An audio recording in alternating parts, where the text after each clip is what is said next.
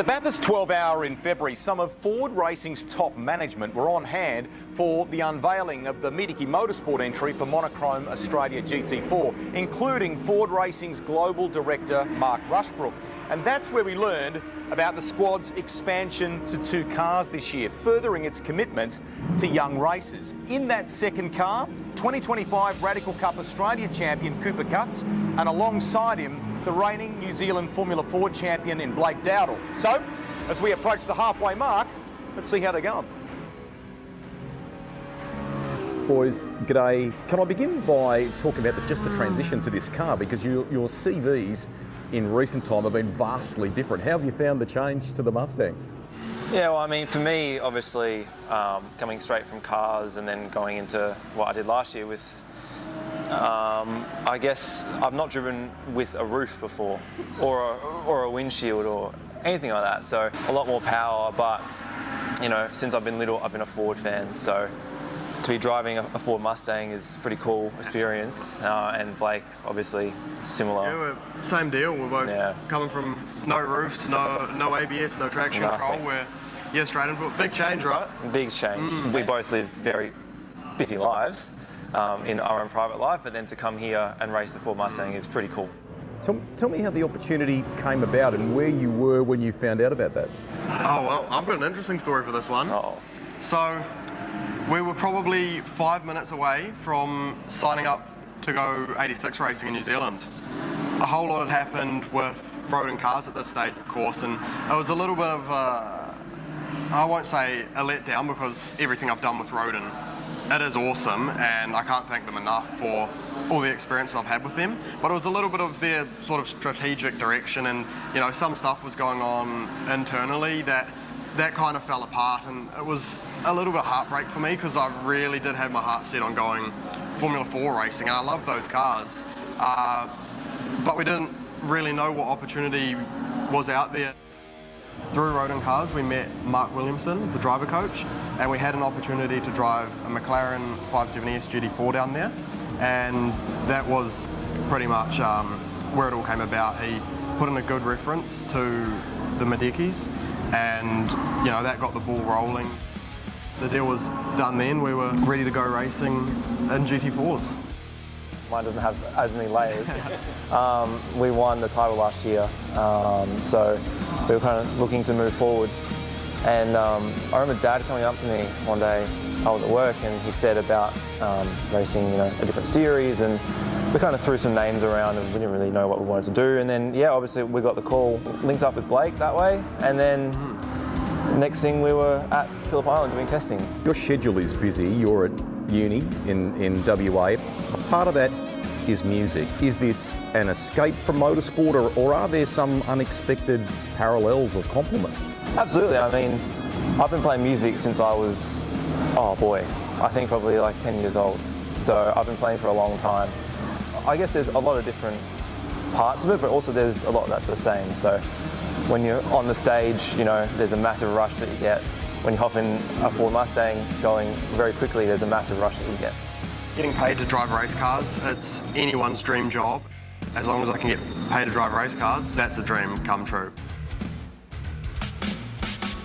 And it's a dream come true to be standing here alongside Thomas Randall, ready for Monochrome GT4 Australia to go racing. Those guys got a little bit of work to do, 12th on the grid after 9th yesterday, but loving every moment of it. We're loving every moment of Monochrome GT4. Last night, Tom, they were under the lights. Today, a bit of sunshine. This grid, it just continues to grow and deliver, doesn't it? It does, Stubbsy. We've got 27 cars here.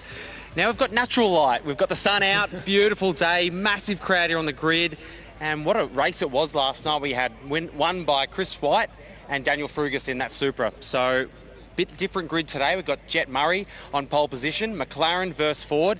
It's going to be a hell of a run down to turn 1. Fantastic. Thomas, you're going to be busy, man. We're going to let you get up to the commentary box, and we're going to check in with some of our drivers with Charlie. Thanks, Stubbsy. I thought I'd head on straight over to P2. Mason Harvey, that is where you are starting from today. Thomas and Stubbsy just said it's going to be McLaren v Ford. So how are you going to get past young Jet Murray? Use the horsepower of this lovely Ford Mustang and get him into turn 1. So that's the goal. And then, yeah, head down and see what pace we got. Lacked a bit yesterday, so yeah, fingers crossed. The two powerhouses engineering this car gave me a good package, and we can bring home the win. And the last time you started from P2 in Phillip Island, it converted to a win, which is great. We won't talk about what happened afterwards. That's all good. So it seems that P2 is a happy place for you to be starting from. Also, I was saying to you before, this is only really the third time that you've raced at Queensland Raceway. What do you enjoy about this circuit? Yeah, it's not a long length circuit, but it's very technical. It's very hard to find the last few tenths and things like that. So yeah, I love it. I've only been here a handful of times, so yeah, really enjoying it. And yeah, it's off the front row, so we can't complain. And yeah, just get this McLaren off the line, and we'll see how it unfolds. Thanks, Mason. Rusty? And I'm with the combo that are driving that McLaren on the other side of the front row from Charlie here with Jet Murray and Tom Heyman. Firstly, how you feeling on Sunday, and what's the kind of little debrief out of the twilight race here on Saturday night? Yeah, feeling great. Me and Tom are super excited for the race today. Can't wait to head down to turn 1 and have some fun with all the boys around us. Have you got the measure of this Mustang beside you, do you reckon? I reckon. You do? We'll see, but no, I reckon we'll be riding into turn 1. It's nice and tight down there, and we have the inside line, so it'll be good fun. Cool. Just quickly, before we got started on this interview, the boss wandered around. Chazzy's given everyone the high five, pumped him up. He won't talk to me because he wants it to. He gets worried about commentators' curse, doesn't he? So. Yeah, I think he's just going to stay out of it. He walked down the back to go wish the rest of the team good luck. But yeah, it's good to have him in our corner, and yeah, can't think of anyone better. Good on you. Have a great Sunday afternoon, boys. Thank you. Cheers. Thank you. Chris? Well, our race winners from yesterday, Chris White and Daniel Frugas. Gentlemen, all smiles here today. Second row, right in the mix, but how did you celebrate last night? I think we debriefed up at Focus in the meeting room, then had some pizzas. So yeah, pretty relaxed day, but should be a good day today.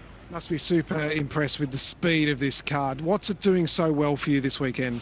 I'm not entirely sure, to be honest. Like last night, it definitely helped with the sprinkles coming down, because the Supra's always rapid in the wet or cold conditions. So that was definitely a good footstep forward for us. You know, we pushed quite hard for qualifying, trying to get that one lap pace out of it for myself. Dan's always been rapid at quali, so it's my weak point. So it's good to start P3. We'll chip forward in the race here today. Got that 15-second time penalty due to the wins. So see what we can do, but GWR done a fantastic job as normal. So can't wait to see what's going to happen. Well said. All right, we'll let you go racing. We'll check in with Charlie. Yeah, cheers. Podium finishes yesterday. Joe Stewart and Blake Purdy start from P4 today. Joe, we were just talking about Queensland Raceway. Yes, it looks kind of simple on paper, but it's deceiving. Yeah, it is tricky, especially in these cars. They're so stiff. You get down to turn 1 and all the bumps and that doesn't really give it justice on TV, but when you actually drive it, it's pretty tricky. And it's a bit hotter today. The sun's out. Last night, obviously, the track was a bit cooler, so I think the tyres will cop a bit of a hiding this time. So yeah, we'll just see how we go, starting off 4th, so we'll try and move to the front. And you're starting alongside yesterday's winner, Daniel Frugas, Chris White. What are you going to do to get past them? Yeah, they were pretty quick last night, especially in the cold conditions. That Supra turns the tyres on, and Chris was driving pretty good. So I don't know, we'll just try and get a good start. We still got a couple ahead of us this time, so try and get a decent start, jump the row in front hopefully. And there's a few cars that are slow down the straight, like that McLaren struggles a bit, so try and get past them pretty early hopefully. And Blake said that you're the spokesperson, he's just here to wave. So Blake, do you want to give us a quick wave? There we go. Rusty. Charlie, I feel like this field in Monochrome GT4 is so big that every round we're kind of meeting some fresh faces along the way. This is Jensen Shearer from driving one of the Porsches, in fact, on the 3rd row of the grid. Nice to catch up with you, and it's been a good outing for these cars so far this weekend, hasn't it? Yeah, super happy with the Porsche's performance. We're really good in the wet, we're strong under braking and in a straight line as well. So yeah, looking forward to seeing what we can do. It's pretty good at Queensland Raceway, big brakes, big straights. It's good for us, yeah. You have over the shoulder of our cameraman here. We've got some friends and family. Who have we got over here that are kind of supporting you today? Yeah, my dad, his partner, my girlfriend Sydney, Brooke is my media manager, and the whole Supercar Insurance crew that has just walked away, all my sponsors as well. So yeah, it's awesome to have everyone here. Can you believe the vibe of this, right? I mean, the amount of people we had here for the Twilight race last night was amazing, and it's again, the grid's packed here at the moment, isn't it? It is, yeah. It's awesome experience. For my first ever grid walk, so it's good to be up the front. Soak it up, enjoy, and have a great race. Thank you so much. Chris? Thank you, Rusty. Yeah, just catching up, chewing the fat with Summer Rintoul and also Jared Hughes. Summer, we'll start with you. This is not a bad position to be, and broad daylight today. It's a different race, isn't it? Yeah, definitely excited to be back in the Sunshine State. It doesn't look like we're in Melbourne for once, so pretty excited for that. And yeah, we qualified pretty well. We're really happy with it. Obviously, Jared did really well with his qualifying yesterday, and I backed it up a little bit. Still not my best qualifying, but still really happy with it and looking to get back out there and move up those spots quite quickly, hopefully. For those that joined us at the start of the coverage today, you guys did the track walk with Greg Rust. You did a great job of it. Jared, what is it about this place that you love the most? Because it's a special, simple little racetrack, but gee, to nail it, you got to do well. Yeah, exactly. It's a simple looking layout, but it just means that everything you do has to be perfect. And for us, not having a lot of horsepower, but we've got such an agile chassis, we're just focusing on nailing every corner we can, maximise every kilometre an hour, and obviously it's working out well for us. We've got our work cut out for us in the race, but we're having a blast. And Taylor Swift's new song there, just the last pump up for you? The last pump up. No, it's just that I'm a Barbie girl, I think. I don't know. I had to pause it for you. Thank you, guys. Go well. Thank you. You had me there. I was like, Sorry, we're having a quick chat while they're throwing to us. It's a deep dive into it. P6 start for Blake Tracy, George Miedeke, of course, in the Mustang. Yesterday, very different conditions to what we're racing in today. Yeah, absolutely. Yesterday was awesome. Under lights, you couldn't really see much. I was struggling, but yeah, in the wet, we were rapid, so I was hoping to get the front. Unfortunately, we got caught in a bit of an incident, but new day, P6. We started 12th yesterday, and yeah, I think if I can get in that top 3 and hand the car over, I'm sure George can work his magic and hopefully come home with a good result. And a big thing that we've been talking about is, on paper, Queensland Raceway, yeah, it looks like a paperclip, but it is a lot trickier than it seems. Yeah, 100%. Like, it's one of them tracks that just looks so simple.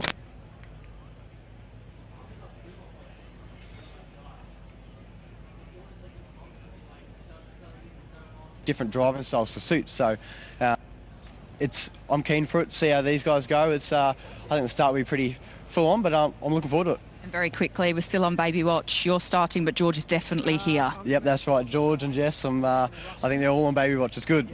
Go well. Thank you.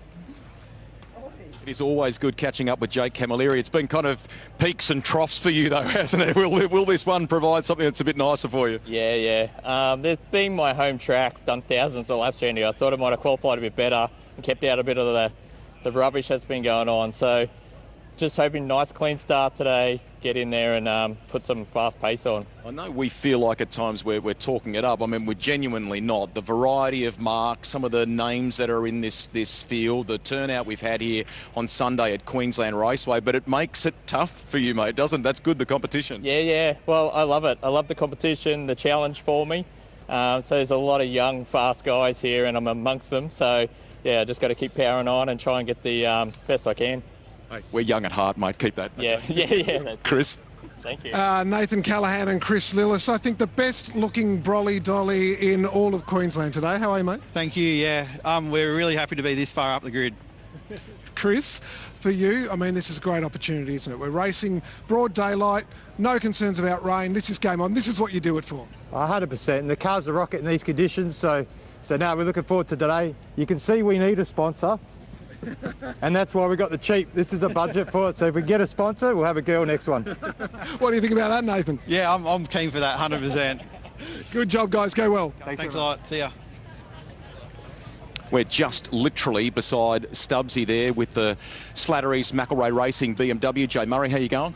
Good, thank you. How are you? Good. Sunday, are you looking forward to this? Yeah, looking forward to moving up the grid, for sure. Weekend so far, give us a little snapshot for you and how you feel about Saturday night's race here. Yeah, Saturday was pretty solid, moving forward through the field. Looking forward to do the same today, and yeah, just building up for what is the final race of the weekend. Finally, this is great that we've got the McElroy crew who are so well versed in Carrera Cup racing, but they've expanded in relatively recent time into this class, and you've enjoyed that partnership, haven't you? Yeah, they've been great, helping with me with my development and yeah, driving technique too. So yeah, they've been great, world-class team really. We'll let you enjoy the afternoon of racing. We're set to enjoy what is going to be a fabulous run in Monochrome Australia GT4. To call all the action, one of the best in the business, let's take you to Richard Craill. Greg Russ, thank you. And to our team on pit lane, felt like we got most of the grid in the Ryco grid walk as we get set for Monochrome GT4 Australia race number 2. Remarkably competitive championship. This represents the halfway point as well. After this, we'll be 3 rounds down with 3 rounds to go. Thomas Randall has charged up from the front of a very busy grid, Tom. It was packed down there, and you could say it's just because there's 27 cars and lots of friends and family and sponsors, but thousands of fans on the grid as well. Oh, it was packed. It was a great sight. Look at that, as everyone just makes their way off the grid, because we're going to need to go car racing pretty soon, Crailsy, but it was absolutely packed down there, and great for everyone, all the fans and friends and family, to come and see these cars on the grid literally minutes away before they actually take off and go for their second race this weekend in Monochrome GT4 Australia. So what an awesome sight that was. And you say second race because we had one, and we had one last night, and we're not overemphasising that fact. It started in the dusk, it was overcast, there was a little bit of a sunset, and it was absolutely crazy as well, as most of Monochrome GT4 Oz has been this year. A big start. The Nippies Audi led the field into turn 1. There was some fast starters behind, and there were some drivers making some early ground, but the opening couple of laps were massive, and that was a big send around the outside from Daniel Frugas in the Supra. He was playing himself in early and looking racy early on. Yeah, well, at that point, you probably wouldn't have thought he was going to win the race, but it was just the way the race panned out, and through the pit stop cycles, which we'll probably see in a minute, but that move from Jared Hughes on Patterson, who was quick early, got up from 5th to 2nd on the opening lap, but just didn't have that pace as the tyres got up to temperature, and there was Heyman going for the move up into the top 3. So as the rain started to fall, as the light started to diminish, we headed into the night time, and this was a pretty crazy moment for which was the birthday boy yesterday. Yeah, George Medici and Sam Paley it was who had the save of the day on the run down into turn 1. This was huge for Tom Heyman in the number 25 McLaren, championship contender in the silver class, with a huge slide, and the rain at this point was falling on and off, and it was hard for 20 seconds, and then it would ease, and then we get this light mist for a while. So the conditions were rapidly changing all the way throughout the first probably 45 minutes of this race before it settled down. Turn 6 would turn to be the action zone in race number 1. Cy Pearson found the barriers, and they brought out the BMW safety car for the second time. Very untimely safety car for Jared Hughes, who had that extra 15 seconds compensation time. The field bunched up and everyone was in the pits. It was the quietest Richard Crail's ever experienced a motor race for about 30 seconds, and this was the moment in the race where the Frugas number 9 Toyota got the jump on the Purdy 48 Audi. It was a quite surreal moment when the entire field were in pit lane with their engines turned off mid-race. It was silent. Jake Camilleri, the local, off the road in the Grand Prix Auto Group Mobile 1 Mustang. He lost a lot of ground from that. And then a big moment too for the car that had qualified towards the front. Jared Hughes and Summer Rintoul, they cop a pit lane penalty as well to make their day even worse, and they finished a long way down the order. They were looking for a little bit of a redemption drive today. Contact, Nathan Murray turned around. It was the Toyota Supra that did the job there, and that would be safety car. And then once again at turn 6, a couple of laps later. Yeah, that was a great move by the 46 Porsche. Shearer down the inside, and this was the Dexy McLaren getting turned at the final corner, which was a bit awkward. And then that kerfuffle that happened at turn 4, about 4 cars that ran off there, and it was one of the Mercedes that got stuck there, which they just left the local yellow for the rest of the race, which was the last 3 laps. But the car number 9 of White and Frugas, untouchable, and get the first win of the weekend. Yeah, it was an emphatic drive from those guys. The pit stop sequence worked, and then any time that Chris White, the young Kiwi who's a graduate of GR86 racing from New Zealand, any time he was pressured, he would be able to respond, and the Supra got its second win of the year. It was an outstanding performance from those guys. So as a result, they will have a longer pit stop time today to the tune of 15 seconds, but they start from the second row of the grid. Track Racer track map shows us the just under 3.2 kilometres of the track they call the paperclip here. We're about 50 minutes outside the centre of Brisbane, just on the motorway outside of Ipswich. It's a bustling part of southeast Queensland. A lot of people within sort of 45 minutes of this racetrack. It is the home of Queensland Motorsport in this part of the world, and now it has the facilities to match the action that gets turned on this tight little 6-corner bullring that everyone looks at on paper and goes, oh gee, there's not much to it, but when they turn a lap they go, oh yeah, there's a lot to this place and to executing well over the course of especially 1 hour Monochrome GT4 race. There's actually a lot of character to this track, all the bumps into turn 1 and turn 2. Only 6 corners, so it sounds easy on paper, but the paperclip certainly is a challenging one. And when you've got 27 cars, on Friday practice through, we had the top 20 cars within 1 second. So super close.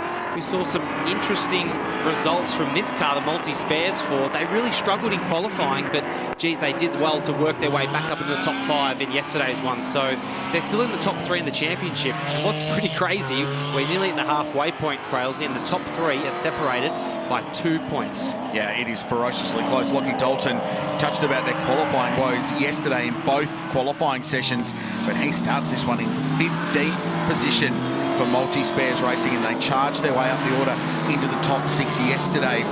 Lockie just spent some time up here in the commentary box earlier, if you were with us, for our coverage of the Mustang Cup race, and did a very nice job as well. Another racing car driver who's far too talented at being a commentator. So Jet Murray, the teenager, starts from pole position. He's the younger brother of Cooper Murray.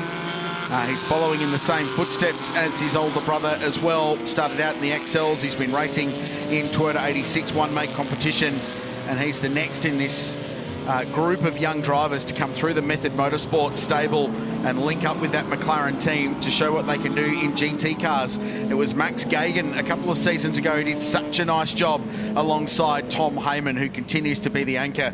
And then alongside Mason Harvey starts 227 with Cameron McLeod alongside to jump in that car in the back half of the race. They are a fast combination, and the young 22-year-old will be behind the wheel of the Ford Mustang. Then it's Chris White and Job Stewart. He's a full-time supercar racer, starts from the outside of the second row. Alongside Blake Purdy, those two have been mates since they were 7 years of age and looking to put together another really strong performance.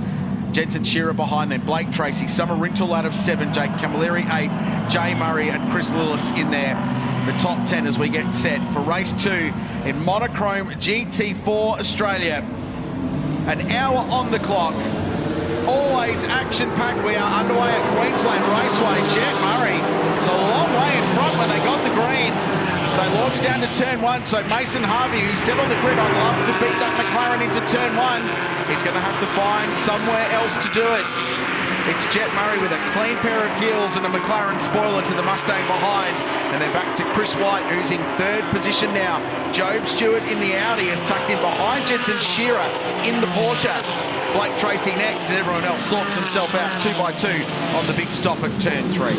Everyone nice and cleanly through the first couple of corners, and there's contact. That's a Lubermax Ford Mustang, turns Purdy around, and that's more contact for Job Stewart, sorry. Murray. It was Jay Murray who made contact with the spinning Nippy's car, and off goes Lockie Dalton as well. So he tumbles down the leaderboard. They qualified on the 2nd row of the grid, the Nippy's car. I think that's a few cars going wide. Someone's slowing. I think that is that Ford Mustang. Oh, is that Blake Tracy? Yeah, it's Blake Tracy. The Lubermax car is shares with George Meineke. They were on point in the championship coming into the weekend. Big moments early in this one. Oh, Jay Murray, who was a bit of a star in the wet race last night. He blazed his way as high as 3rd at one point. Dropped back to the top 5 at the end. A teenager from Geelong, tumbling down the leaderboard. End of lap 1, Jet Murray, Mason Harvey, Chris White, Jensen Shearer up a spot to 4th. Jake Camilleri up a bunch of spots to 5th. Loving this one, the local. Then it's Summer Rintle, Chris Lewis, Cooper Cutts up to 8th, Glenn Walker 9th, and Jack Wallace rounding out the top 10. So that was Blake Tracy getting into the side of Job Stewart there at turn 3. There is the number 7. Stuck there, Jay Murray. Oh, I think just an innocent bystander caught up in that, and we were so impressed by Jet Murray. What a launch he got at the start, and everyone got through turn 1 and 2 relatively cleanly, as we've just gone safety car here, which is what you got to do. We've got that car, number 7 BMW, stuck out of turn 5 on driver's left as they're changing the front left tyre on the Blake Tracy Ford Mustang. So this gives us an opportunity to have a look at what happened. Turn 3, big stop, 230 k's an hour. Fairly clear cut, that isn't it? Front left into right rear, and around goes the Audi. And there, Jay Murray just had absolutely nowhere to go, and it was the same for Lockie Dalton in the multi-spares car, who had to go the other way and bail out to avoid being caught up in that spinning Audi. Yes, so that BMW's probably got some steering damage there. Just can't make its way back to the pit lane, but the door was closing, and yeah, unfortunately, I think that one's on Blake Tracy, but yeah, such a shame. We saw how strong Blake was in those changeable conditions last night, and we're really excited to see what he could do. So he's now dropped a lap down, and we're just looking at the BMW M safety car taking control of the field. Now, Jet Murray's in the box seat here. Actually, the top two are, because neither of them have any extra time in the pit stop, as it looks like Torty is in the pits as well in the Toyota Supra, so they're changing some tyres on that car. But yeah, Jet Murray, Mason Harvey, if it stays like this, they're going to be, yeah, in the box seat after the pit stops. Lockie Evanet to jump in that car with Andrew Torty, the Ford Raptor recovery car on the scene already, trying to get this car dragged out of harm's way. They were on to the scene very, very quickly. I'm sure Jay will be A-OK, light contact, but I'd like to get that car back to the McElrea team, and this is another angle of it from out wide. Shows you how it split the field. Oh. Wow, that was enormous. Well, that's where the steering damage came from, and no wonder that Supra's in the pits. Wowee, that was full airtime. That was crazy.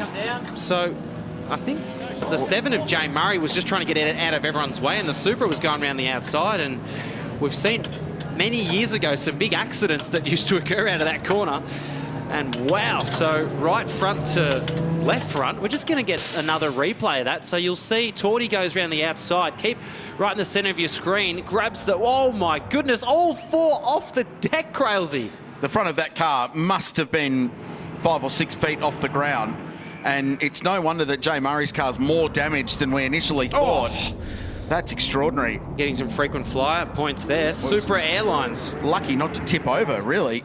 That was incredible. So Jay Murray, the lightest of contacts as he took evasive action from the Nippy's car, but then bang, and a massive hit from the Supra, and now the Nippy's car's coming into pit lane. So this has got even worse for Job Stewart, who had dropped down to 18th position, and after that contact, it's like a right now got some damage. Yeah, so another Pirelli's going to have to go in that car, and this does not count for your mandatory stop.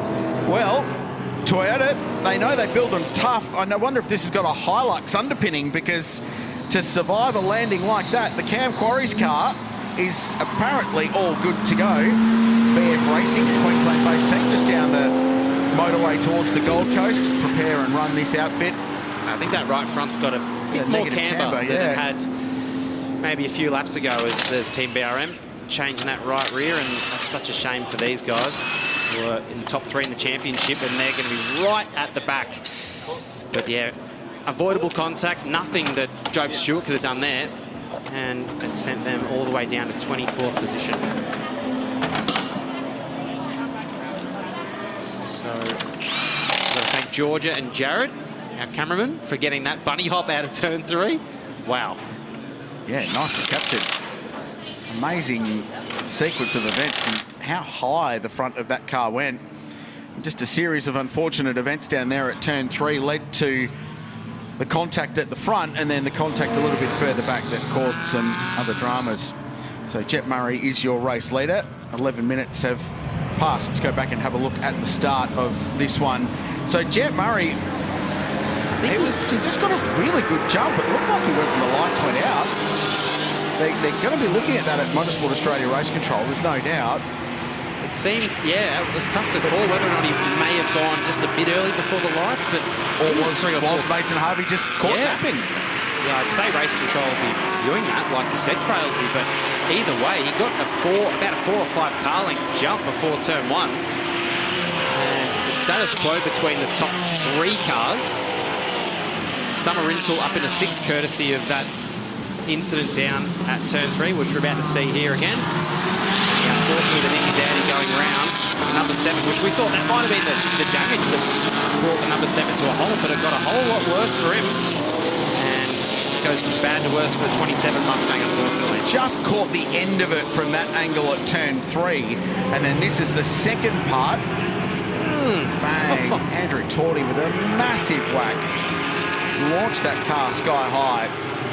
and he's since actually gone back into pit lane as well. So maybe the damage there has made that car slightly more undrivable than they would have liked. It's going to go back down there to the BF Racing crew to get that one fixed. What a moment. Yeah, I don't think you were expecting that on the opening lap out of turn 3. So, yeah, big shame for those guys. We've got about 47.5 minutes remaining. We've just had confirmation that the BMW M safety car will be lights out this time by and returning to the lane. It's Lockie Evanet looking on. Yeah, there's not a lot of energy about that now, is there? They've already gone down a lap and they're going to go down another one, and then it's only going to get worse when the safety car comes in. So Jet Murray, Mason Harvey, Chris White, Jensen Shearer, Jake Camilleri up to 5th place. Another one with no extra pit stop time. So too, Summer Rintoul with Jared Hughes to jump into the Method Motorsport. McLaren for the back half of this one. Chris Lillis is the AM class leader. He's in 7th position outright on the road. Cooper Cutts in 8th place. The West Aussie Glenn Walker 9th. And Jack Wallace running out the top 10. Glenn Nerwin, the Tough Lift Racing number 75. McLaren leads the way in silver AM.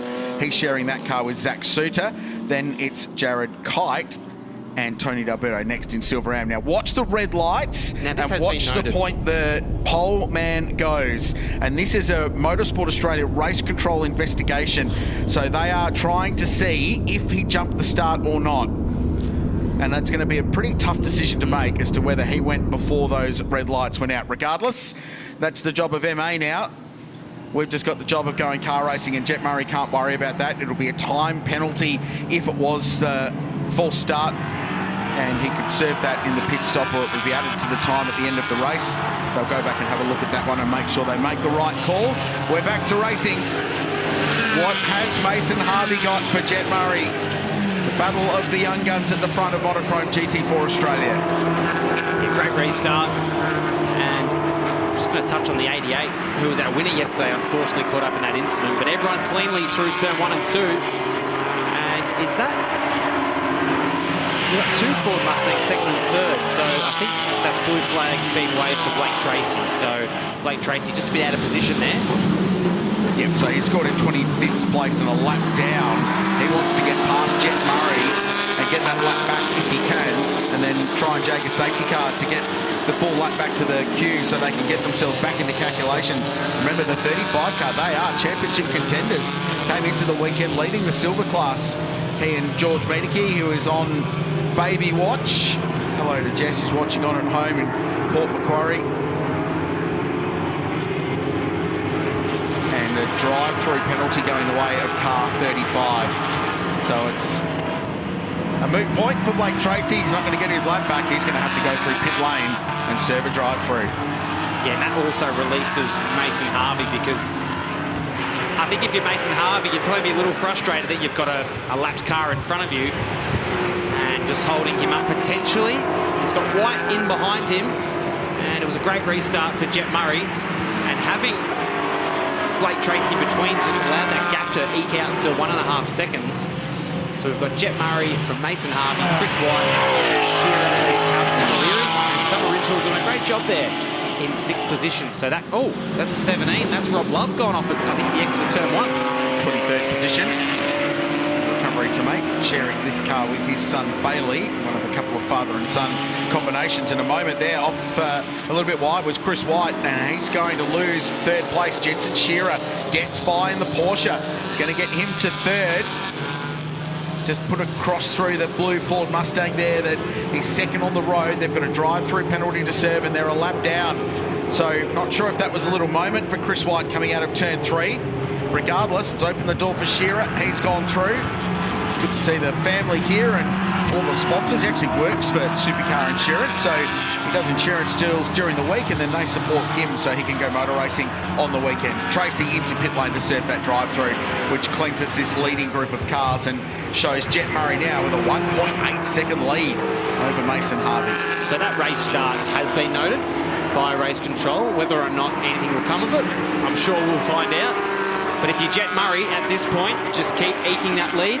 He's got no extra compensation time as it stands.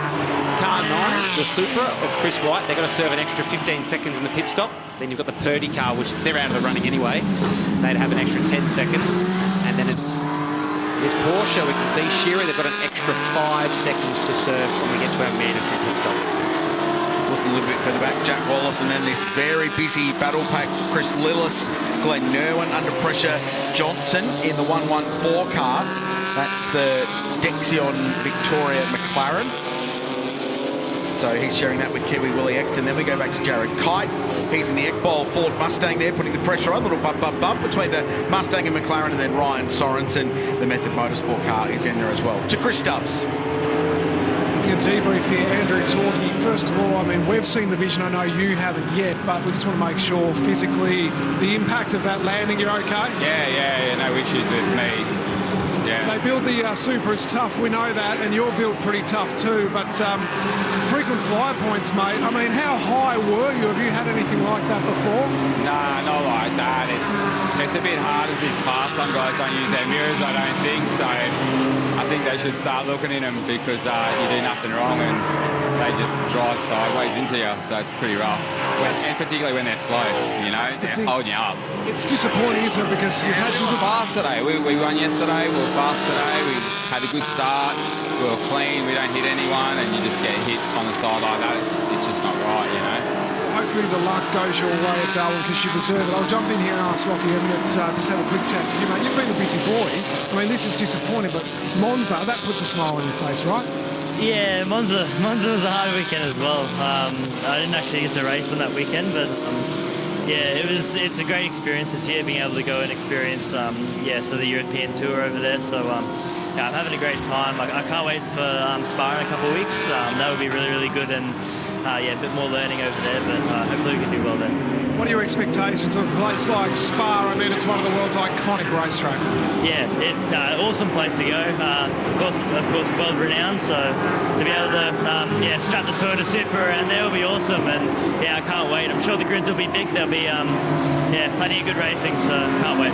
Mate, you're experiencing all the highs and lows of motorsport. Tough luck this weekend and enjoy it over there at Spa. Thank you very much. Thank you guys. Lockie Evanet, a rising young star of our sport, of which there are many, very well-spoken young man, and getting to experience the full world of GT racing this year, which is exciting to see.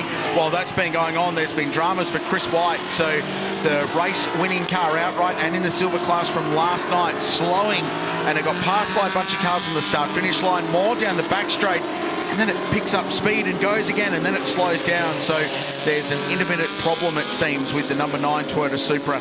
Our team in pit lane will be all over that down at GWR Australia, who prepare that car. With Daniel Frigga started from the outside of the second row of the grid, had a real opportunity to score again today, despite losing a little bit of time in that pit stop penalty, having had success in Saturday. But regardless, going very slowly, and they've now tumbled down to 20th position in the Supra as the battles continue. Jet Murray leads Mason Harvey by 1.7 seconds. The gap's come down a little bit. Harvey with the quickest lap of the race at 1 minute 13.9 last time round. Rusty. I've just wandered into Garth Walden Racing, and they're kind of shooing us out of the way. They're going to bring this car in. It's in the lane now, and Garth just said to me its engine temperature is running hotter. We don't know why yet, though. So it was a short little convo with Garth. Here comes the car. Shame. A real shame. Engine temperature. I mean, it's warm today at 23 degrees at the moment. Not bright sunshine. Overcast and patchy cloud around the venue today. So ambient conditions certainly not hot, but I wonder if those opening couple of laps, there was a lot going on. There might have been some contact, maybe caused some dramas beneath the skin of the awesome Toyota Supra. So that's a shame, and this is going to cost them. They need to make sure they get that car back out and try and score some championship points after their really good day at the work at the office yesterday. Looks like they're topping up the fluid, so whether or not there's some sort of debris that's gone into the radiator, punctured the radiator, but it looks like at the moment they're just trying to fill it up full of water and maybe try and send this thing back out on its way. But that's such a shame for those guys. Our winners yesterday, and they were running in the top 3, so it puts them out of contention. Someone that I've been tracking, Krales, is Job Stewart, the 48, after having to pit for changing that right rear tyre and the spin, the contact to turn 1. They're already back up in the top 14 and on the lead lap, so watch that space. I'm no mechanic, Thomas, but in my experience, when Radiator loses all of the water, and you just try and put some back in. Oh, around goes Jared Kite. Oh, and he backs across the field, and the Nippy's car was in the way, the one you were just talking about. That was a big moment and could have potentially been even larger. You have to be careful rejoining here. This is such a fast part of the racetrack. There's a few cars still to come through. Yeah, they're all giving him room. At least it's well sighted across the apex of turn 2. That was a hairy moment there. A little bit of contact. Kite had climbed his way up into the top 15 and was involved in that big battle all the way down from sort of 10th to 15th and 16th position. I was going to make the point with my limited mechanical knowledge that generally if the water's found a way to escape, you can top it up, but it's going to escape again unless you plug that leak. So it might be a short day at the office for the GWR Australia crew. They can't work out what the problem is in the Supra, and it still is in pit lane. The gap's coming down, it's back down to 1.4, and Harvey continues to take time out of our race leader, Jet Murray, the second half of this stint as we race our way towards the pit stops. And what a get out of jail that was for Job Stewart. It's already been a challenging race for the Nippies Audi, and dodged a bullet there. Yeah, he did, absolutely. So they're up into 13th, courtesy of that little spin for the Ford Mustang for Kite. And who knows what could happen. We know how much pace is in that Audi, albeit it doesn't have the track position. Whether or not there could be a safety car that might bunch everyone back up together. But so far, that's been a great recovery. We've still got over halfway race distance remaining, 36 minutes remaining in this one, plus a lap, as we look at Mason Harvey trying to hunt down Jet Murray for the win. Rusty? You boys know Garth Walden pretty well. He's flat here at the moment. They're speculating, just to extend your conversation there around what may have caused this. They think a little bit of contact may have damaged the radiator, and that is what has led to this for last night's winners. Can you believe it? Well, can believe it after that dramas at 3, but yeah, a disappointment for those guys. The highs and lows of motorsport. We've had our 2 winners from yesterday, 2 of the 3 class winners out of the race, 10 laps in and 25 minutes in. So Chris White, Daniel Frugas out, Andrew Torty and Lockie Evanet, who had success last night in the Silver Ram class, they are both out. Bad day to be a Toyota Supra. Yeah, we've seen interesting mechanical issues across the weekend, whether that was contact or debris or an issue with the radiator. We've seen door latches in GT World Challenge Australia failing, so it's been a weekend of strange ones, unfortunately. And oh wow, we've had that's the 95 Mustang off at turn 3. Cooper Kurtz was running 6th and is now going to drop outside the top 10 and rejoins in the thick of a battle pack that includes our early race contenders in the form of Job Stewart. Lockie Dalton is in there as well in the multi-spares car. So was that an unforced error or was it contact? Well, 6th place was chasing Summer Rintoul. Now we find Job Stewart on the back of P10 for this race. Another contender strikes issues. And for the Medicki Motorsport team, this is turning out to be a bit of a horror day. Blake Tracy buried down the field, and it's cost Cooper a lot of positions. So Johnson, this is orange McLaren, then the white nose of the Porsche is Lillis, then Lockie Dalton, and going slowly is Steve Jackick. The Black Diamond Thunder Buddies BMW, Ryder Quinn, the other half of this combination. So there's a bit to, Thomas says, a bit to unpick through all of this as that car comes in with another puncher. So keep an eye on the red and white Ford Mustang in the middle. The multi-spares car is in behind, gets up the inside at turn 2. They go side by side. There's going to be contact on the exit. Yeah, that looked close, didn't it? And then realises I need to get on the brake pedal. So another angle here. Is there contact? It looked very close. Oh, it's hard to tell if there is. That's a very vulnerable position to be left in for any sort of car at that point. And then, yeah, it looks like there was contact there, doesn't it? So that's a real shame. The question would be for mine, it's on the exit of the corner, and they were definitely side by side for a chunk of that corner. Now, this is the moment for Cooper Kurtz, reigning Radical Cup champion, just bowled wide at turn 3 and was fortunate he went off at such a slow speed. He was lucky he didn't get caught by the gravel trap. And out of the race for GWR Australia is the Toyota Supra. So confirmation that with the overheating issues, this car is done. Oh, that's such a shame. It's obviously terminal and nothing they can do when there's 33 minutes remaining in this one. as there is that's green going down the inside of the Game Over Supra of Quinn. It's a nice move into turn 1. But yeah, what a shame, as you said, our 2 race leaders in Silveram and Silver both out of this one. So plenty of dramas early in Monochrome GT4 Australia, and we're racing our way to the pit stops and the driver changes to fight this one out to the flag. 32 minutes and 35 seconds remaining in this one at Queensland Raceway. Hope you're enjoying our coverage from the Shannons Speed Series and the LIQUI MOLY GT Festival Queensland. Head to speedseries.com.au for more about the series and check out what's still to come. If you're anywhere within a couple of thousand Ks of Darwin at the end of July, I suggest you get yourself to Hidden Valley Raceway, because that's our next stop on the tour. The first time you'll see this field and indeed the GT World Challenge Australia racing at the brilliant Hidden Valley Raceway. We'll just go and sample it for you next weekend as a bit of a taste tester. Into pit lane comes the Nippies Audi, and this will be a mandatory stop. Mason Harvey is in the lane, and so too is Summer Ringtool. Yeah, this car, Job Stewart, man on a mission, got back into the top 10 after having a pit for repairs on the right rear. So mandatory pit stop window now open as of about a minute ago, and we're going to start to see this pit lane getting pretty busy, Crailsy. So the leaders stay out. We touched on this in the World Challenge race earlier today, that you can buy a couple of extra laps under green flag conditions here because it is such a short lap. Glenn Nerwin and Zach Suter swapping hands, and Zach, a winner in TCR competition, will be jumping into that car for the back half of the race. And Jet Murray now, having gone 1 lap longer than those around him at the front of the field, will bail into pit lane.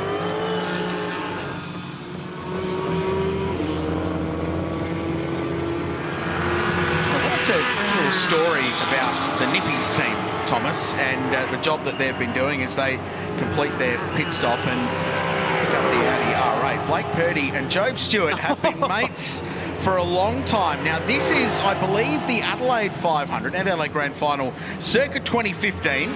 Job Stewart was a big SVG fan.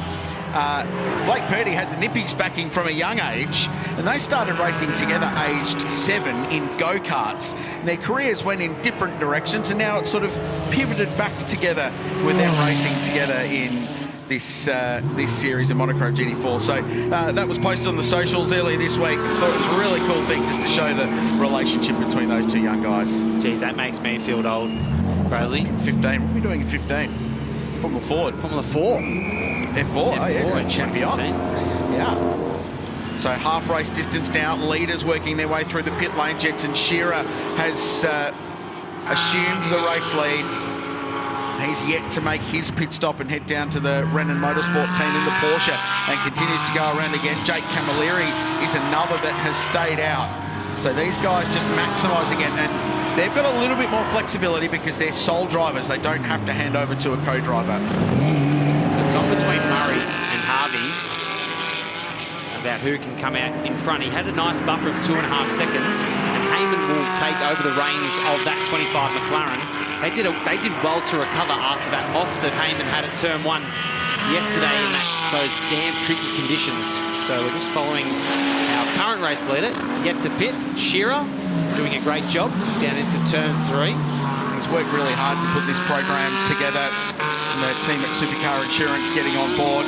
Renan Motorsport, Mark Buick was involved in getting this, the vastly experienced Porsche guru from South Australia. He races in the memory of his mum, Des Jensen, and very proud of what he's managed to string together and how quickly he's got up to speed in GT4 racing. It's very well presented Porsche 718 Cayman GT4. Great shot from the drone and the run through turn 5, and then diving down under brakes into turn 6. And is this the lap he decides to come into pit lane? Only 6 cars yet to make their mandatory stop. No, he's going to get another one.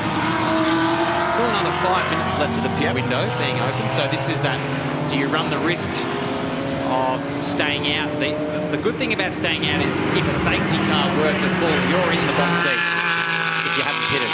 Whereas those that have pitted are effectively a lap and a half or 2 laps down. As we've touched on, I guess it's a fake 2 laps down, but if the safety car were to come out now, it makes it very vulnerable for everyone who has pitted. So Shearer just trying to extend it, but why not? It's comfortable out there, doing great lap times. still got a bit of time before they may decide to pit.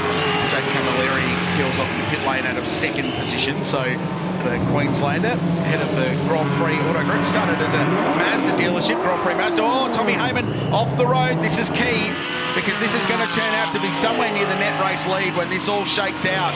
And chasing him down is Cam McLeod. They're 7th and 8th on the road, but they are among the first cars to have completed their mandatory pit stops. And there is McLeod hunting the McLaren. He just got caught out there a little bit, trying to go around the outside of Chris Lillis, and maybe got a bit offline. It hasn't been too costly. So just looking at that first sector time, he's lost about 6/10 to Shearer, and now Shearer comes into the pit lane. So he will make his mandatory stop.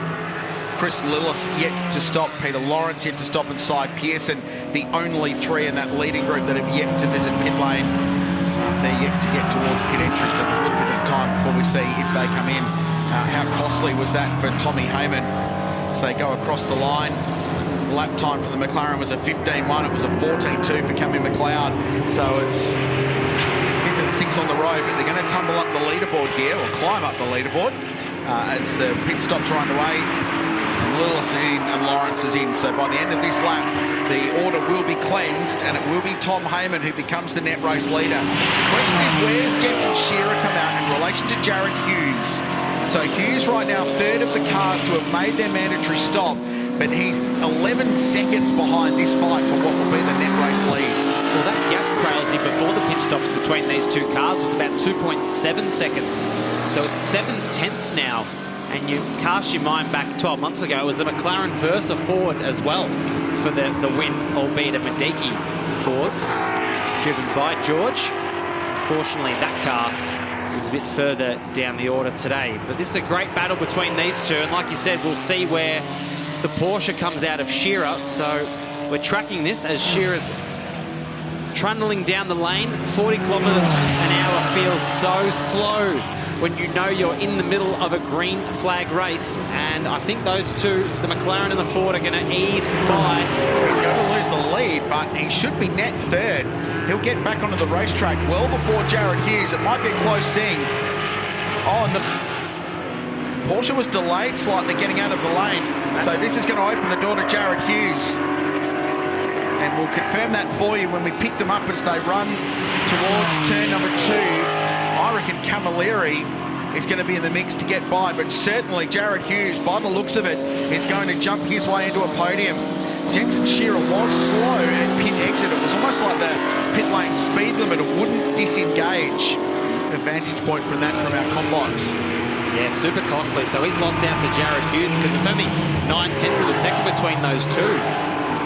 That delay on trying to undo the pit limiter, whether he got a bit flustered and pressed it but didn't press it hard enough, that's been quite costly. So lost out there to Jared Hughes, and that gap now between the top 3 is about 11 seconds. So you have to apply those penalties, but Heyman and McLeod out in front.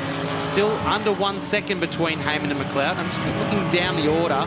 Blake Purdy on board the 48 Audi. They had to serve 10 seconds of extra time. Well, there's Hughes, so we confirm that he has jumped his way up to 3rd, a net 3rd position now that everyone's completed their mandatory stops. So goes across the line, and he's got 1.6 seconds on Jensen Shearer, who in turn's got 1.8 on Jake Camilleri. So Camilleri couldn't get through, but Hughes could. But it connects these 3 up in the battle for 3rd, 4th and 5th. And that little hesitation was costly because it looked for all the world that the Porsche was going to come out in 3rd position. And this gap's really coming down now. Under 6/10 of a second between Heyman and McLeod. So what can Cam McLeod do aboard the 227 Ford Mustang? Cam's getting a lot of experience this year in behind these cars. He's fresh off a plane from being on the podium in Monza in one of these cars. And I'm sure he's got the red mist on, trying to hunt down Heyman. They both want to grab this race win. And Jet Johnson put that 25 McLaren in a great spot at the start of the race. But hey, we're 35 minutes into the race and it's less than a second covering the top 2. A couple of young guys, very similar age, different pathways to get to this point. Tom is well proven in his background in GT4 racing and what he's achieved with Method over the last couple of years in silver-winning championship campaigns. And those that were there will forget that epic finale at Hampton Downs in New Zealand at the end of last season. Pretty remarkable stuff. Clutch championship win at the end, but McLeod looking for a victory in GT4 Australia. They've had a best of second so far this year. I want to make the point of Jake Camilleri, who is fifth, and fifth has been a spot for Jake so far in the 5 races we've completed so far. He's finished fifth on 2 occasions in the silver class, so he's got a bit of a mortgage on that spot. He'd love to get one more position and try and get a top 4 just to change that little stat. Still plenty of time for that with 22 minutes remaining in this one. So there's a lot of strengths and weaknesses between the makes, between the McLaren and the Ford. The Ford got all that horsepower, the Coyote engine down these long straights, but the McLaren's such a low, light car, low centre of gravity, really makes up some good time under brakes and through these long corners here at like turn 3, turn 4, and even the final corners. So sector 1 and 2, these guys are probably more evenly matched. But when you're in behind, you can really start to learn and track the strengths and weaknesses of your competitor and work out, okay, if I've got an opportunity, where can I get this move done? Or where can I pressure Heyman into making a mistake that I could capitalise on? So being within that 1 second window, Heyman can't afford any mistakes. A couple of other key performers. Sam Paley running in 6th place in the Warren Mining number 62 Ford Mustang with Jack Wallace. So they've had a really productive day at the office. And behind them, Willie Exton up to 7th in car 114. That's the Dexion McLaren sharing with Jack Johnson. So he's climbed up the leaderboard as well. Aaron Cameron in 8th position. We saw Lockie Dalton caught up on that opening lap, which cost them some time early in the multi-spares racing number 27. Walker leads the way in AM class. He's 9th outright in his Mustang. And it's Patterson, Caleb Patterson, in the Neurogenics Proteins Porsche, had such a starring role in the early stages of yesterday's race. He's leading the way in Silver Am at the moment. He's 10th. So this has been a good day for the number 14. They were a non-classifier yesterday, unfortunately. So it's been a tale of 2 woes for some of our competitors. We've had race winners yesterday, DNFing today, unfortunately, and vice versa. The 14 not classified yesterday, leading the 14 in AM. Now, Thomas, while the photo we saw earlier of Blake Purdy and Job Stewart was on social media, I've had another photo sent to me. Here we go.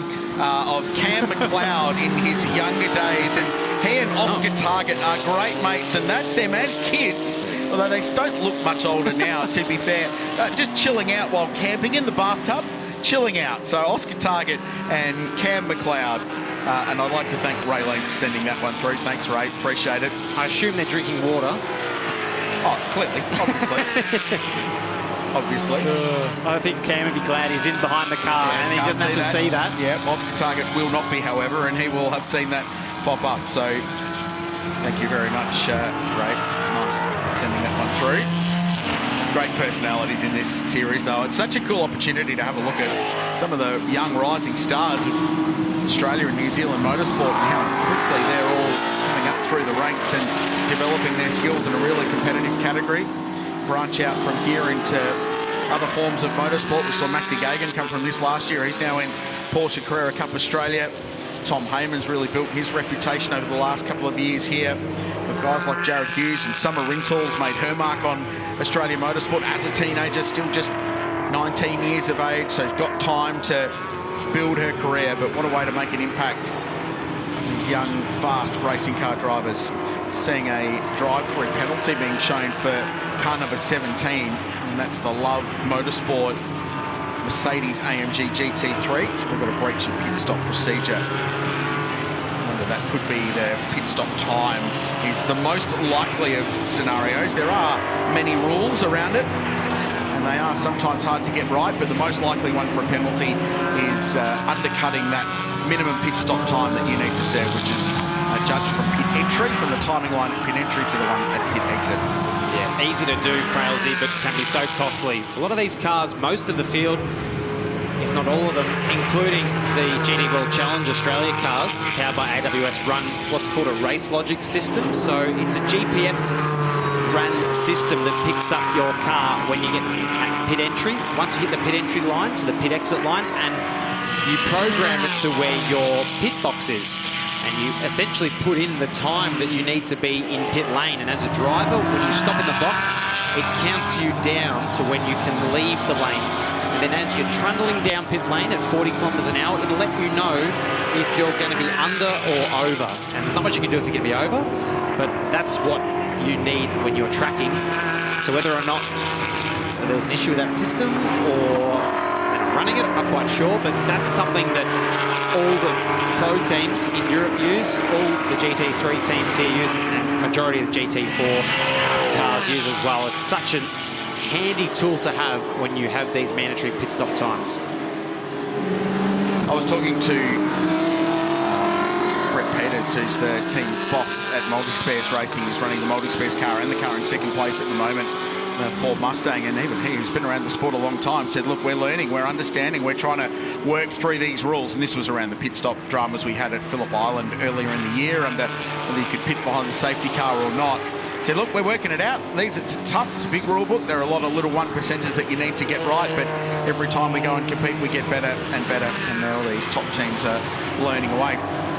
Running nose to tail, 9th and 10th on the road outright are our AM class and silver AM class leaders respectively. It's Glenn Walker who's leading the way in AM class. He's in that Ford Mustang, and Caleb Patterson behind in the Neurogenics Proteins Porsche. They're having a good little scrap for 9th and 10th. And it's a fun thing about GT4. If they finish where they are right now, they'll both win their class and get the top trophy. But right now, neither of them cares about that, because all they want to do is be 9th or 10th. They want to get in front of one another and stay there. Every little position counts, but they're having a good scrap. Well, I was going to say, if they want to race each other, they probably need to be pretty respectful when, as it stands, they're both going to win their class, like you said, Crailsy. Speaking of the car that's leading their class and leading outright, this car on screen, the 25 Method Motorsport McLaren, driven by Tom Heyman, and doing a great job. 1.3 seconds ahead, as you just see his right mirrors pointed in. But why don't we talk to his co-driver with Chris Stubbs, who's down with him now. Thank you, Jet. So far, so good. Talk us through your stint. Yeah, got off to a good start and just basically managed our pace from there on. I had Ray on the radio just coaching me through the gap and everything like that. So yeah, just kept chipping away at it and keeping the tyre under it for Tom, and he's doing a good job so far.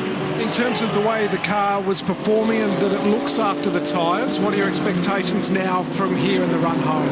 Yeah, well, as I said, saving the tyre at the start would have helped Tom here, and I'm sure Tom, with his experience, will keep the tyre under it really well. So I'm looking forward to how we go out there. How are the nerves?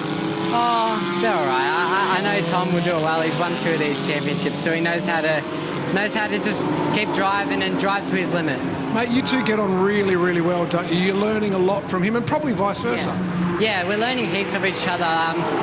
Having Tom as a teammate is just like amazing. He teaches me so much, and then also having Chaz as someone to basically mentor you is just another amazing thing about this team. So yeah, I can't thank everyone enough for it, and yeah, can't wait to see how we go. Good luck. Thank you. It's a good little chat. Interesting family background, and folk in stonemasonry and memorials back down in their native Victoria. The Murray family, Cooper and Jet, both worked in the family firm. Fast racing car drivers though, and the younger brother taking after his older brother in being incredibly competitive in top-level GT machinery. And that's the margin for the lead battle. So Tom Heyman has just slowly, by 10th a lap, gapped Cam McLeod, and it's 1.6 seconds now. And at the same time, they've built 10 seconds over Jared Hughes, who's sitting in 3rd place, with Jensen Shearer in 4th. Jake Camilleri 5th. Sam Paley, our American visitor, who's in his 3rd round for the championship, runs his own race team in the United States. He's been partnered up with Jack Wallace this season in the Warren Mining car. They're in 6th position. Willie Exton up to 7th, man from the Marlborough region in top of the South Island in New Zealand. Aaron Cameron in 8th. Yeah, Patterson 9th, and Walker rating at the top 10. Yeah, that Wallace Motorsport ran Ford Mustangs, doing a great job up in 6th, and Paley's really putting the pressure on Jake Camilleri. It's only 0.2 of a second between those two Ford Mustangs. So that's a really good battle at the moment between Ford and Ford.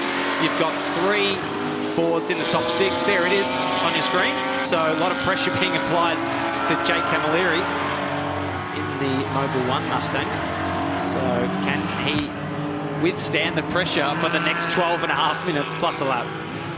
Mustangs having a better day. They filled the bottom 5 positions in the top 10 last night for a big chunk of that race. Couldn't crack it any further up. This has been a cleaner day for the GT4 version of Ford's product. Cam McLeod still within 2 seconds of the race leader. This is for 5th and 6th place. Jake Camilleri, man, he's raced some stuff. He has been around for a long time in this sport. A huge contender. Not on yet. He was quite famous for racing a front-wheel drive Mazda 3 in production car racing. The MPS version, it was a Mazda dealer, as Paley gets a pretty good run out of turn 3. Camilleri is well up to that, but actually doesn't defend his line that much on the run into turn 4, which is a surprising move. And as a result, the yellow Mustang goes past the black one, and that is a change of position. So position gain, car 62 up a spot. Why don't we hear from his co-driver? He's with Greg Rust. You know I love a positive story. It's been a good day out for you guys so far, hasn't it? Yeah, absolutely. No, I got to start the race this morning, which was awesome. We were able to make heaps of spots up the start there, which was pretty good. I know we had a bit of that spin around in front of us, but we were able to avoid that incident there and just keep on the black stuff. Tell me about the way you're getting on with this American. He settled himself into this pit lane real well, hasn't he? Yeah, absolutely. No, Sam's definitely made impressions on us, that's for sure. Spent a few weeks with him back at home, so we built a fair bit of a connection there. It was his birthday yesterday, so we went out for dinner, got him a cake, all the good stuff. There's a little sneaky one. How old was he yesterday? 24 yesterday. Happy birthday, and what a belated little present to you yesterday. You got to spend nighttime racing. Yeah, no, that was incredible. Last night was definitely a highlight. Thanks for talking to us. Thank you. Yeah, nice track with the young South Aussie driver. You just pointed out, Thomas, that his birthday present was not getting fenced in the end, because it was a fairly hectic moment for young Sam on his birthday on the run down into turn 1. He got turned across the apron just in between pit exit and the start-finish straight there, and it was a fairly sporty save to get that Mustang ported in the right direction, and all 4 wheels still on the ground. But happy birthday indeed. Yeah, that's as good as a birthday present, I think. Not having to fork out something for a bit of crash damage up against that concrete wall on the Dick Johnson straight. Lucky enough to have Dick Johnson here joining us today, and Jill as well, so that's pretty cool having them in the house. And there is our race leader, Tom Heyman. We just heard from Jet Murray. That relationship between those two, it's new for this year, but it's just growing from strength to strength, and I think Jet Murray's got the utmost respect for that working relationship between the two guys, and he's learning a lot off a driver who's got so much experience now in behind these sorts of cars. Jilly Johnson, there's just an aura there, isn't there, when you see them rock up at the racetrack? It's really special. It's the Dick Johnson front straight here at QR as well. He was here when this place was open. So cool to see him out here and supporting the Mustang Cup, after which a race is named. Here's a battle side by side, a little bit further down the field. The recovering Lubramax Ford Mustang with George Menike behind the wheel, trying to unlap himself, and involved in all of that as well is the Ichabod Ford Mustang that was turned around early. We saw that moment at turn 2. It was Jared Kite behind the wheel at the moment, just trying to find out where Tony D is in this race.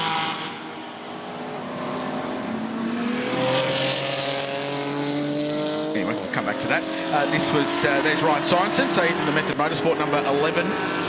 Currently scored in 16th place. And second in the AM class as well. So led by Glenn Walker, as we touched on. They had that non-classification yesterday, but they're leading today. So it's been a nice Sunday for them. And as a race driver, it's always good getting a win, but it's good getting a win on Sunday, because then that's when you leave the track and you've got a few weeks before the next race and you're leaving on a high. So if you're going to win a race, you always want to win the last one, because you leave the racetrack feeling pretty good. And this is that little battle there coming through turn 2. You see how much attitude is on those cars. Those bumps are quite pronounced out of turn 2 and even into turn 1 here, as the McLaren now trying to go up the inside of the Ford Mustang of Walker and gets the move done. So that's Zach Suter. So he's currently second in Silver Am, albeit just having a look here, he's about 6 seconds away from our Silver Am class leaders of Caleb Patterson in the Porsche, who's 9th outright. So Walker, in his second year of full-time racing, raced a BMW, an older spec car in the AM class last year, just to get up to speed in what was his first real national series of motorsport. And then he graduated up into the Ford Mustang this year, a guy with a bit of a production car background as well, in a Toyota 86. Let's go back down to the lane with Charlie. Just grabbing the opportunity to have a chat with Jack Johnson. Yesterday, tricky for you guys, got turned around, but today, running the top 10, a little bit of redemption. Yeah, a little bit. We had a good start, a bit chaotic down at turn 3, but we bounced back. Willie's doing an amazing job keeping the car in P7 after the stops, so yeah, all we can hope for. And of course, you're really enjoying racing in this series at the moment and your development as a driver. Yeah, of course. This series is amazing. Yeah, we've got a lot to work on still as a team and me as a driver, but yeah, it's a good development to hopefully see what we can do in the future. Go well. Thank you. I'm sure Dad Brad is watching on from back in Melbourne, cheering on his boy.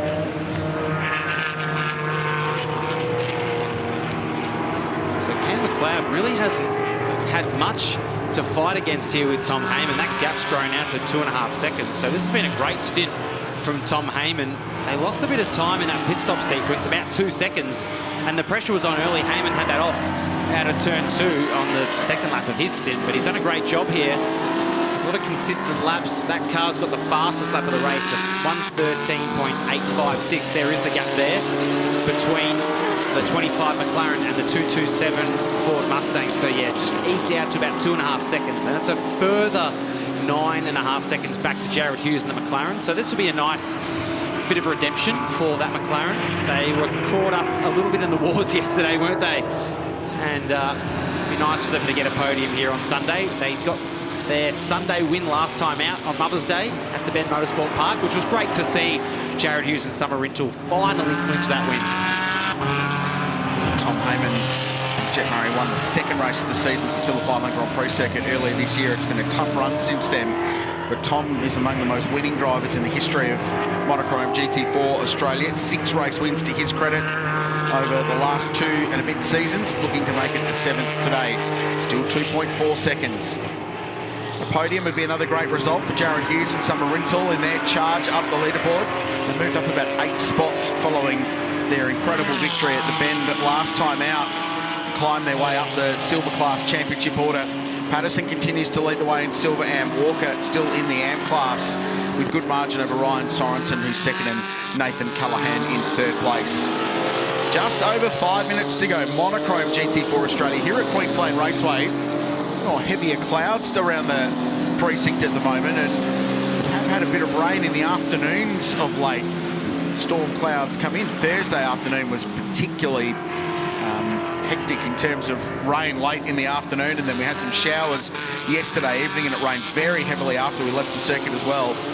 Should be right for this race and First Focus Radical Cup Australia, which is yet to come this afternoon. Stick around and make sure you watch that, and our coverage from the Shannons Speed Series continues. You know, it's ironic, Crailsey, that first lap incident down at turn 3 involved our top 3 in the championship. It was Blake Tracy, our championship leader, into the back of Job Stewart, and the Lockie Dalton multi-spares Mustang was caught up in it as well. So not going to be many points for our current championship leaders, but how's the irony there? The top 3 in the championship all caught up in that same corner incident. And all 3 cars were covered by just 2 points coming into today's race. So big sheep station stuff at the moment, and that could be a critical one when we look back at the end of the season and find out how the championship was won when we get to the final round at Sandown later this year. That's going to be cool to see this series decided there at the home of horsepower in Melbourne. Trips to Hidden Valley and Sydney Motorsport Park still to come as well. And as it stands, Heyman and Jet Murray will be leading the championship. So how's that for a swing? Great for the Method Motorsport McLaren. Well, that's the thing with this category, isn't it? If you have a bad Saturday, you can bounce back Sunday. It's almost like a full reboot in a way. And we're hearing from Motorsport Australia Race Control. Now, this is twice in one day because it happened in GT World Challenge earlier today. This car has received a bad sportsmanship flag for over-flashing their headlights. You know what? It's something I haven't seen personally, but today we've had it twice. We had it in the GT World Challenge Australia race powered by AWS with Justin Tagani aboard the Tagani Motorsport Mercedes, and now we've got it with Cam McLeod. Now, Cam McLeod would probably try and argue that, hey, I'm just doing this to get all the lap cars out of the way. However, it is a rule, so he's got to be careful here because they're in a great position points-wise. And the last thing you'd want with 2.5 minutes remaining plus a lap is to risk a penalty of something so simple. Yeah, and we should state that it is a regulation for the categories that you cannot overuse the flasher button. I'm going to bore you with technical regulation numbers at this point in the race, but it is an actual regulation, hence the bad sportsmanship flag is being shown to car 227, so they need to be on the radio and say, Cam, keep your finger off that button for the remaining 2.5 minutes and a lap of this race.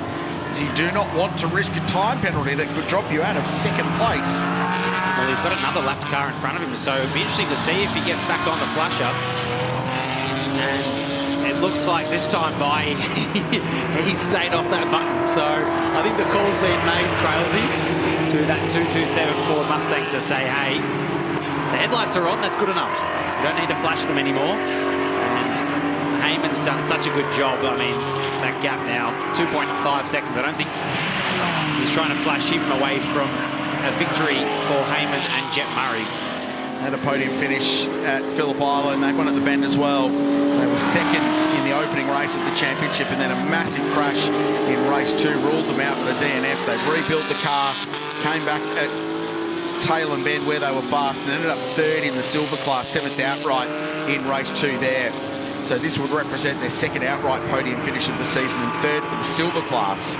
So a solid haul of championship points for Cam McLeod in that number 227 Ford Mustang that's running second at the moment. Great haul of points for them as well. So with those couple of our championship protagonists having a rough Sunday, they're going to score 18 points as it stands. So that's going to help them actually jump our championship leaders. Yeah, it'll rocket them up the leaderboard, that's for sure. One thing is certain, you wouldn't think with 3 cars covered by, or 6 drivers covered by 2 points, it could get closer, but it's actually going to get more condensed after this race, the way this is all playing out, with some of the heavy hitters a little bit further down the field. A big result for the Method team, leading the way for Tom Heyman, still 2.8 seconds. In fact, that margin has extended out a little bit over the last lap or 2 over McLeod. Let's have a little bit further back. Sam Paley runs his own race team in the United States. Very experienced driver coach, very experienced race car driver in his own right.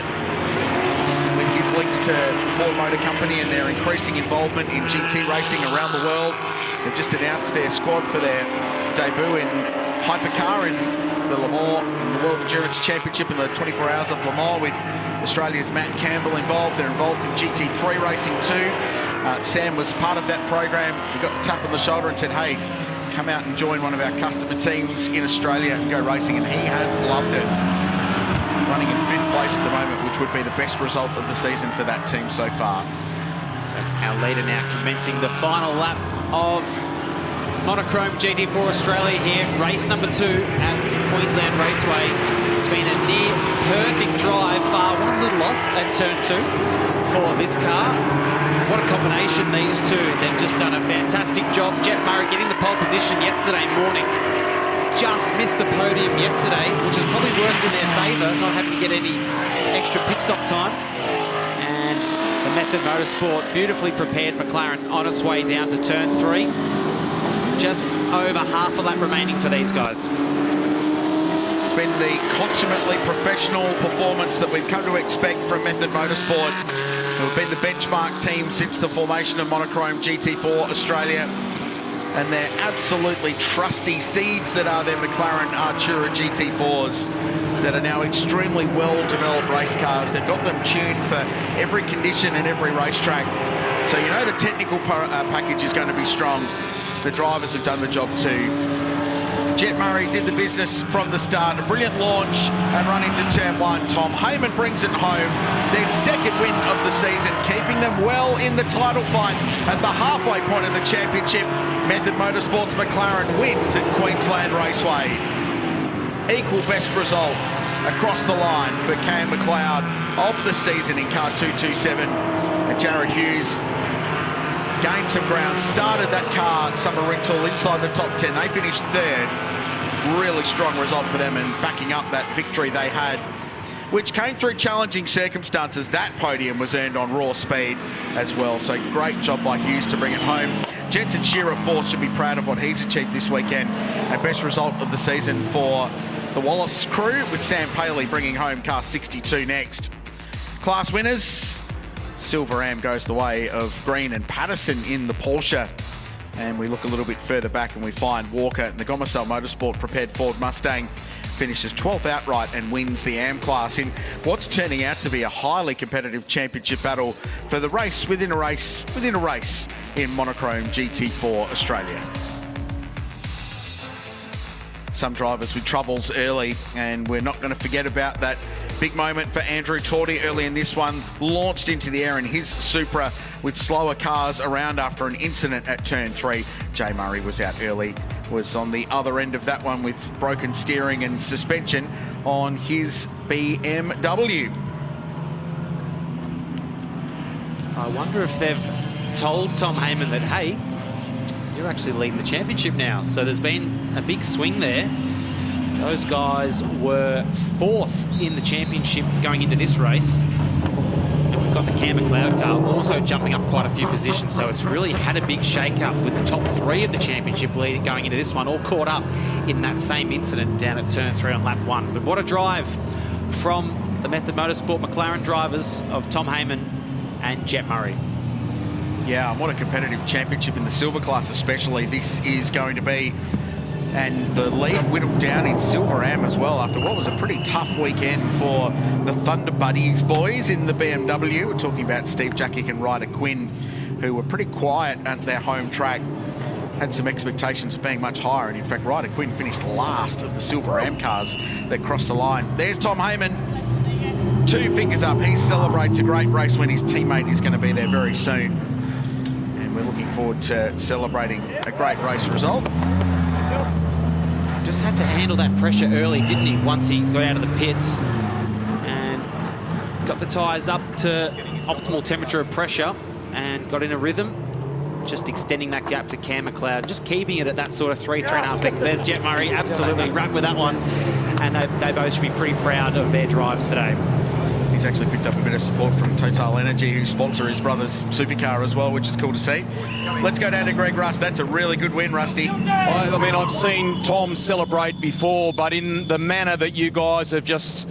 I mean, it means a lot, this one, doesn't it? Yeah, well, the bench, we struggled a lot. You know, we've been working at this thing so hard all this year. The new tyre, we've had our struggles this year. So Jet's obviously new to the category and he's doing a fantastic job. And yeah, it's great to do it with him. That's nice endorsement for you, mate. That's got to feel pretty damn good. Yeah, it's great, especially from the bend. We had our struggles, as Tom said, but, you know, everyone at Method has worked so hard to get us here, and especially Tom coaching me along the way through it. We've done an amazing job to be where we are today, so really proud of us. Tight championship this. We're off to the top end next. You're looking forward to that? Yeah, well, you remember this time last year, it probably wasn't as close, so there's about 4 or 5 cars in the mix, so it's exciting. Can't wait to get there and show what we've got. Smile, say it all. Congratulations to you both. Let's go now to Silver Am. Caleb Patterson and Scott Green are just getting those caps on.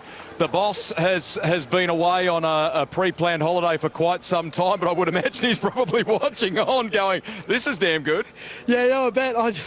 Yeah, I'm over the moon. The team have worked so bloody hard to make this all happen, and Kent especially being over in Monaco at the moment, it's good to finally get one for him. I've tried my absolute butt off for so long to get a win in this Porsche for him, and I'm absolutely stoked. And Scotty did an absolute mega job as a stand-in driver this weekend. Just want to say a massive thank you to Organic Proteins, the whole DNG team, Dixon Race Academy, OTAP Racing. all my family and friends for coming. Man, I'm just over the moon right now. You should be. That's the timely call-up. And I feel like the Porsches have had a cracking weekend here at Queensland, haven't they? They have, and I'm a bit two ways because obviously the other team with the Mustangs, but this is awesome. I have to thank Caleb for asking, the Patterson family, and especially Kent. A lot of trust in that. A lot of trust in that, and you get to enjoy some champagne. Yeah, thank you. Send him a pic, won't you? Yeah. All right, let's go to Glen Walker now. Hey, well done. I mean, for this squad, generally, it's been a kind of tough couple of rounds. That's a nice positive for everyone here, isn't it? Yeah, great way to finish the weekend, Rusty. Very tough day yesterday. Yeah, lost the gearbox mid-race, so the guys were here till late last night getting the car going. So, yeah, couldn't be happy to be out there. Certainly hurt our championship a little bit, but, yeah, we'll be back in Darwin. And just want to say a huge congrats to Scotty and the boys next door. You better be careful. He might get a full-time drive soon. I love that. That's nice, mate. Well done. Enjoy the champagne, mate. Thank you, Rusty. There you go. Let's have a look at the race highlights. Race 2, Monochrome GT4 Australia. It's a championship that is just delivering a whole lot this year, and big swings from one way to the other. It was Jet Murray who led the field into turn 1 with what turned out to be a perfectly judged race start. Nailed the lights going out, led the field into turn 1, Thomas Randall, and from there on he was out in front. But by the time they got down to turn 3, it got a little hectic. It all changed at turn 3. Our top 3 championship protagonists at the time, Blake Tracy into the back of Job Stewart, had nowhere to go, and then this caught out Lockie Dalton, nowhere he could go. And then it got even wilder on the exit. Check this out. Andrew Torty launched into the air. Torty Airways. Yeah, amazing impact, and crushed that car down to the ground. He would live to fight another lap and then would go into pit lane and would retire from that. Then there were dramas. Daniel Frugas was in the mix early in this one as too. It was Chris White who started the Toyota Supra. That car would find itself in dramas, and after being a recipient of that Air Supra, the Slattery's BMW was out of the race with damage. That brought out the BMW M safety car, and we went back to racing. Great restart there for Jet Murray. Near faultless race and stint for him, and that was that contact, that awkward contact that we saw between the two Ford Mustangs, and Kite just getting caught out there. Thankfully, he was able to get back going, and in such a vulnerable position as well. Yeah, Josh Thomas actually recovered well. His co-driver there to 15th at the end, and this was a pretty hairy moment as he speared across the field, and that Nippies Audi recovered to 10th place, but they were in the thick of the action as well. The pit stop battle was pretty intense. That was a huge moment. This was the only blot on the copybook for Tommy Heyman. With a fistful of understeer, the car did not want to turn at turn 2, and it barreled off into the undergrowth. It was close for a while, wasn't it? McLeod, he got to the rear bar of the McLaren, but just eased away as that race went on. Yeah, just didn't have anything at the end of the day for the McLaren of Tom Heyman. A near faultless drive for him, grabs the win, maximum points, and now they lead the championship by 10 points. It was an emphatic victory, the second of the season for car number 25, and a really impressive performance for the team at Method Motorsport. Mustang second, and the McLaren of Jared Hughes and Summer Rintoul on the podium in third place in race 2 of Monochrome GT4. And the big crowd on attendance here and the awaiting media will celebrate the podium finish for Monochrome GT4.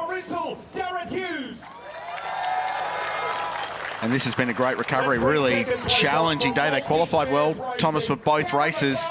Yesterday didn't go to plan, but these two performed well today.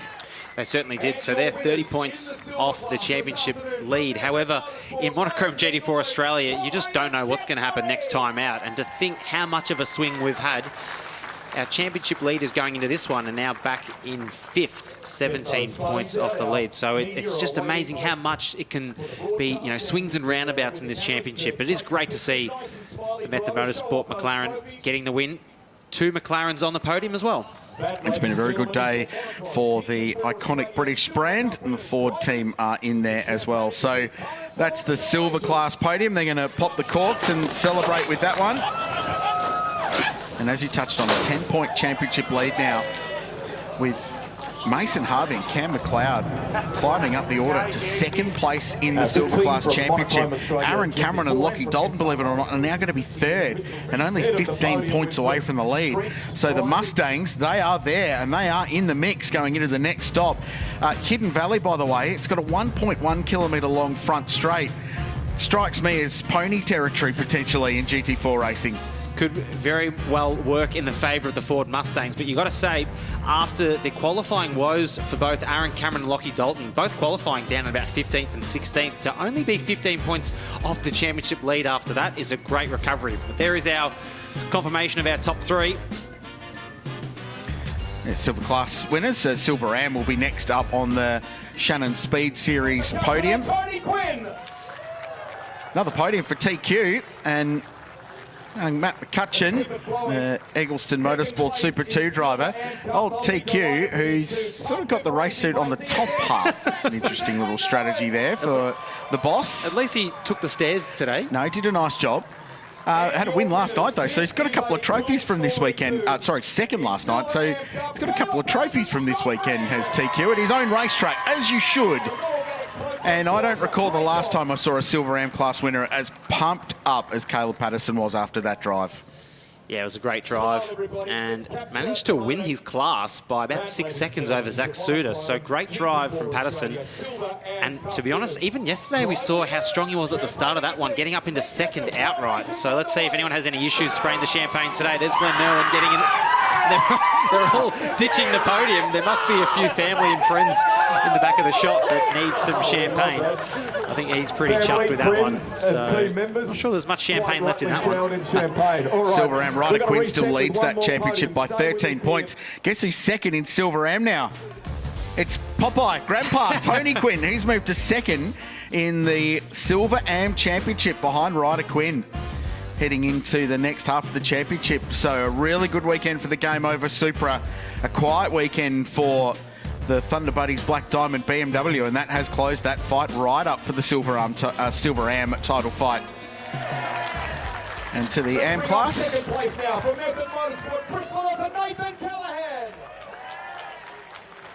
So that was Ryan Sorensen. There's the Porsche boys. They had a really strong drive yesterday. Chris just decided he'd like to stand on the top step for a moment. And there's Glenn Walker. So touched on the fact had a gearbox fail in that car yesterday, which the team got back in. Gomersall Motorsport working hard and delivered them a victory today and was on the cusp of the top 10 for most of that race outright.